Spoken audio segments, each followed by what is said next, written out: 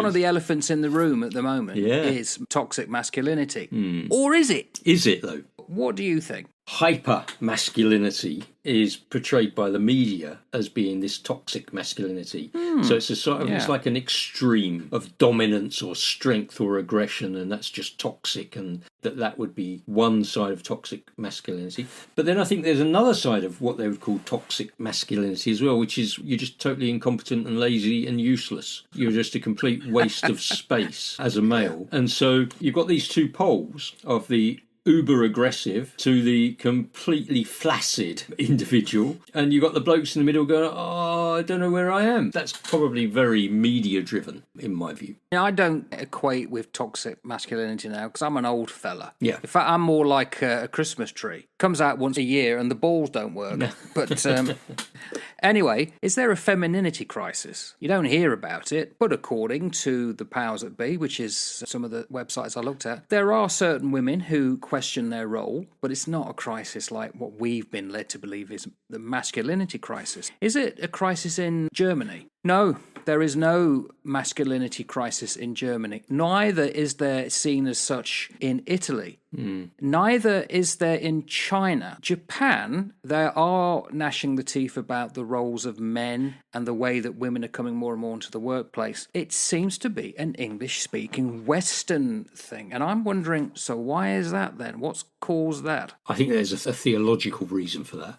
Well, really? Yeah, I do. I think it's the loss of spiritual anchoring. Right. Please develop that thought. So you'll probably find that in Italy there's probably still quite a strong anchoring in religious Christian belief from the Catholic faith. I would imagine that there is a strong sense of spirituality still, even in communist China. It wouldn't be Christian, although it is the largest growing church in the world, the Chinese church. So I would suspect that there is a crisis that stems from the loss of spiritual anchoring in men who once found their identity in being providers under the governance and the orders of God, in so much as Western-leaning Christians would have placed it. Secularism has come in, ripped all of that out. You've no longer got anywhere to anchor yourself, and you're completely adrift. There are lots of other reasons as well, I think. Nietzsche once spoke of the decline of great men in a democratic age. Well, he's talking about the will to power, that we erode what we really are. He says we're subsumed by too many theological constructs to do with morality, when he said that's not the role of man. He is right. We do sap in the West our own belief in what men are. I found a wonderful quote. He said, a great man is hard on himself, but a weak man is hard on others. Over the last 10, 15 years, you've got to think of the role models that young men have been looking at, the Andrew Tates of this world. Putin, how's that gone? Yeah, I'm not sure that some of those people that you've cited there are the best role models for lots of reasons. And I would agree with you, but that must make me a very great man, because there is nobody harder on me than me. I can vouch for that. Thanks, mate, thanks. It takes a strong man, I think, to be able to reflect honestly on their life and to be able to really pull themselves apart. And I don't mean self-flagellate, but I do mean to just understand yourself, what motivates you, what drives you, what makes you the bloke that you are. And I think it is a huge sign of weakness if you take out your frustrations and your failures and your flaws on other people. I think a fundamental question to ask, and funny enough, when I thought about this, although we said young men, for some reason I kept going back to the older generation, our parents' generation, because how do you define what is masculine? What is masculinity? The old style was only really one form. It was kind of monolithic. It was like the baby boomers grew up admiring people like John Wayne. Yeah. Quiet, strong. By the time we got to the 80s, it happened to be Schwarzenegger and big muscles, and it's possibly slightly aggressive. They could look after themselves. The amount of stuff that you get on TikTok now about how to defend yourself, strong, virile men, and it has become anti-feminist, sexist, bullying. That to me isn't masculinity. It's almost like saying gladiators are the only men in Rome, where the rest that could have been senators or artists were not. And I don't think that's correct. Of course it was, Mark. You know that gladiators are the only men on the planet. Yeah. Women used to love those because they were gladiators gladiators. Yeah, absolutely. Your jokes get better and better, like a fine wine. Yes, they don't actually get better with age. No. You've got a whole range of different things. You've got the sociological, you've got cultural dimensions that move in on all of this. But for most of history, I would say, masculinity has always been tied to going out and being the breadwinner. He's the one who steps out of the cave with his club and goes hunting, fishing, tracking, doing all the other stuff, brings it home to his woman who's in the cave raising the children. So physical labour, breadwinning, hunting, the authority figure in the family.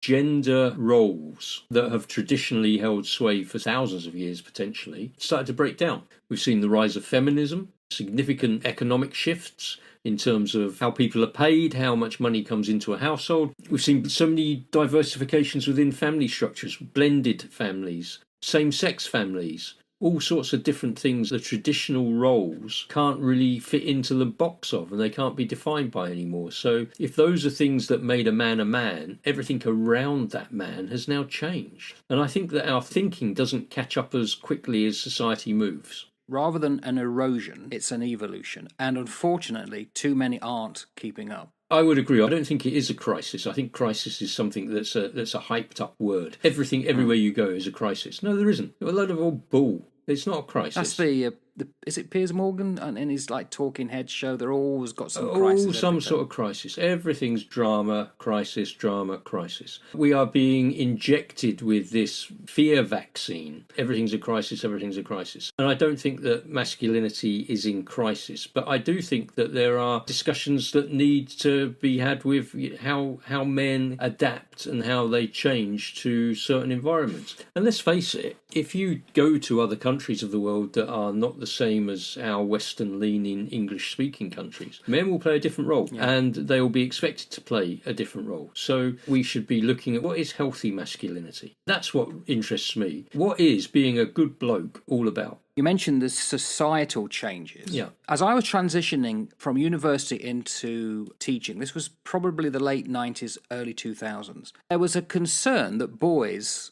weren't reading like they used to. Mm-hmm. Harry Potter came along and he got a little boost. Teachers of English loved it. Oh, we can get boys interested because it's magic and blah, blah, blah. But that didn't last very long. And I'm thinking, back in the 90s, when people weren't reading, they grew up and now we're seeing their children. And there's definitely been a crisis in the literacy rate. So when I came to New Zealand in 2007, there's this world rankings of all the education systems around the world. And New Zealand was always in the top 3, English, maths and science. And it kind of went down pretty quick. And what we're now at the point where the government said about 2 weeks ago, they're really concerned with how many students are now, especially boys, are leaving school with very poor literacy. Well, what does that mean then? Well, if you don't have a good literacy rate, you're going to be poor. You're not going to get the good paying jobs. Now, if it's a case that we've had 2 generations of boys now thinking it's cool to be thick, I don't need to learn, they kind of probably would have got away with it in the late 90s. So when they transitioned into work, they could go and get like a job being a chippy. Or they could do plumbing. But there's less and less of them now because of technology and automation. Where do they go then? They don't go anywhere. We are moving into a tech-savvy world. It's grade inflation. I remember in the 90s, I was given a laptop and told to go and work out how to operate it and then go off. Well, now there's not many jobs that you can't get away with not having technology like that. But if you're leaving school because it's too cool to learn, what jobs are you going to get? Because they're all predominantly based on the need to read and do maths. It's not a crisis of whether you're a man. I think it's a crisis that they can't get jobs. And they're going to blame women. And they're going to blame refugees taking our jobs. No, they're not. It's just you can't get one. Certainly the decline of sort of traditional male-dominated industries that people who didn't work well at school and who didn't get educated could move into. So your manufacturing, your heavy industry, all of those jobs that were once upon a time associated with being a bloke and working on the docks and doing this and doing that and doing the other. Well, you're right, that so many of them are automated now, and so those job vacancies have declined. So if you don't actually pull finger and start to work at school, and if you don't actually get yourself involved in something when you're a young fella, you will struggle as you come out of it. And if you haven't got a role model, and if you haven't got any mentors around you, and if you haven't got any anchor points to secure yourself on, then you are going to be completely adrift. And yes, you may then point the finger at women or refugees or other immigrants or whoever coming into your country because you need somebody to blame for your failures. Yeah. And let's face it, I don't have any data on this, but I'm pretty sure that women would outperform men in higher education across Western nations these days. I would say that because they make the effort. They make the effort, absolutely. And again, I don't have the data to back this up, but I suspect from what I see that there are probably more young fellas who are likely to drop out of school and who are less likely to seek higher education than there are women who do the same thing. It's becoming a thing now. So there is this male disengagement going on, and I think there can be lots of reasons for that. Primarily, it's because of lack of purpose, a lack of anchoring, a lack of being able to see worth. I had this with some young blokes who used to work for me, a few decades younger than me, and I'd recruited them because I could see a lot of value in them. But when I got sort of chatting to them over a beer, and we're outside of work and I'm the boss, but I've sort of let my hair down a bit and they can talk a bit freely. These lads were really concerned about not knowing how to be in certain company, not knowing how to behave, not knowing what was acceptable, what was not acceptable. I was listening to them thinking, why would you even question that? You're a fella. You behave like this. Oh yeah, but you know, Steve, we get told off if we do this, we get told off if we do that, we get told off. You're a fella. You treat people with courtesy, with respect. You are strong when you have to be. You fight when you have to fight. You open doors for people. You say please. You say thank you. And you empathise. And you're not frightened to show when you're up and when you're down. Just be a bloke. They haven't got those people to follow. There was a real trend in the 90s, early 2000s of divorcing. A lot of men just left. So kids grew up with no role model because there wasn't one around. Yeah, that's right. Also, if you remember Trump's first run for presidency, he gave the idea of a £400 male shut away in a basement playing computer games. Now, men, the way men work, are slightly different to women. Men will do as less amount of work as possible they can get away with. When they're playing the computer games and they're looking at a world in which all the people that they admire are rich and they're, I don't know, Hollywood stars or they're martial arts stars or MMA or whatever, when they come out and they see that they can't get those jobs and that's not the life they're going to live and they haven't prepared for the world, that's when it starts to turn to custard and they start going down quite a dark path, some of them. Because once they realise the world's not as they imagined it, they're kind of adrift and they haven't got a clue what they're going to do. So they get angry. So who's to blame?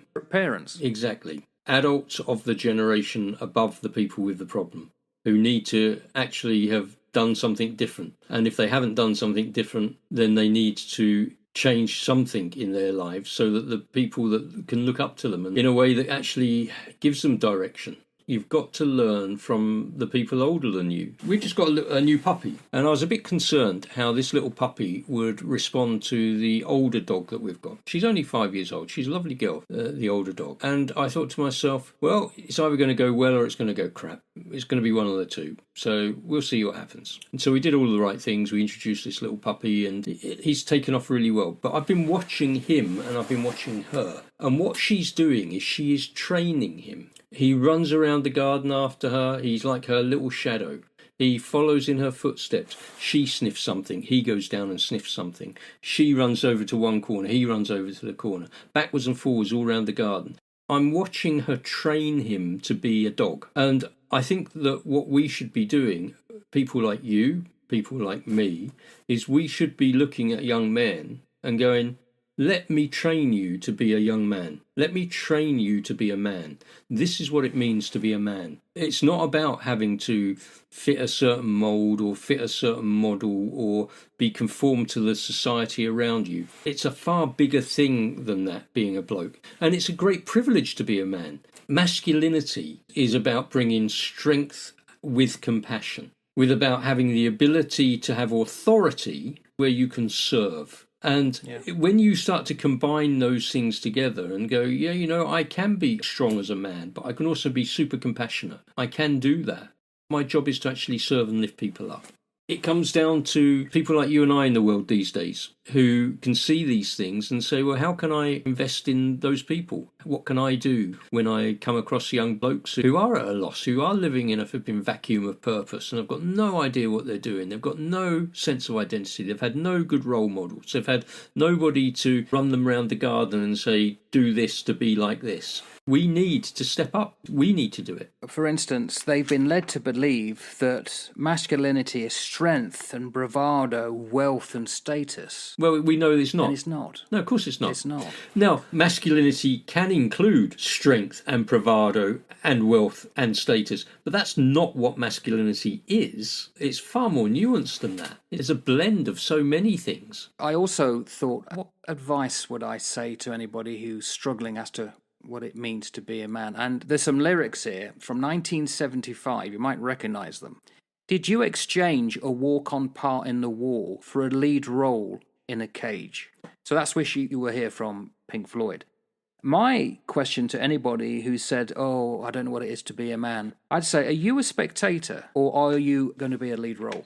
Stop blaming others, take control, look at what it actually is to be really a man and do it. Don't sit in your dark room making out everybody else is to blame, because all you're doing is putting yourself in a cage. Yes, and the challenge for society is to get a message like that out rather than this other media trash that we get fed, that everything to do with being masculine is wrong and is terrible and is toxic. There is no way that being a male is wrong and toxic. Not at all. It's an absolute privilege. And so what we should be doing is men who are quite comfortable in their masculinity need to be able to talk about, well, what does it mean to be a healthy bloke? And I don't mean physically healthy, I mean mentally healthy as well, emotionally healthy. We must allow men to embrace their strength, to embrace responsibility, cultivate their empathy for people, willing to be vulnerable in partnership with people. We're not islands, we are designed to be in community. People who aren't frightened to say, yeah, you know what, that really hurt me and I'm struggling with that and I don't know what to do with it. That's okay. I can talk to my oppo because I know that if I run this past him, he's going to help me steer a pathway through it. And you work together. You work together in those partnerships. When a man flourishes, the women will flourish as well. And it will be complementary in every regard. And then the children will flourish.